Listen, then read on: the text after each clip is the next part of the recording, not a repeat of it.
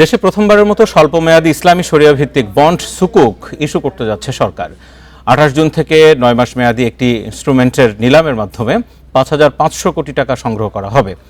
৯ মাস মেয়াদী এই সুকুকে সর্বনিম্ন বিনিয়োগ করা যাবে ১০,০০০ টাকা। বার্ষিক মুনাফা হার ৯.৩৬%। এই সুকুকে ব্যক্তি প্রতি সপ্তাহে সর্বোচ্চবার বিকাশ পেমেন্টে ৫০ জন হবেন পেমেন্ট চ্যাম্পিয়ন। জিতে নিন টিভি সহ আকর্ষণীয় সব প্রাইজ। প্রতিষ্ঠান, ব্যাংক ও আর্থিক প্রতিষ্ঠানসমূহ এবং প্রবাসীরা বিনিয়োগ করতে পারবেন। সুকুকের অর্থ গুরুত্বপূর্ণ গ্রামীণ অবকাঠামোর উন্নয়নে ব্যবহার করা হবে। এখন পর্যন্ত সরকার ৫ থেকে ৭ বছর মেয়াদী সুকুক জারি করে মোট প্রায় ৪৮,০০০ কোটি টাকা সংগ্রহ করেছে।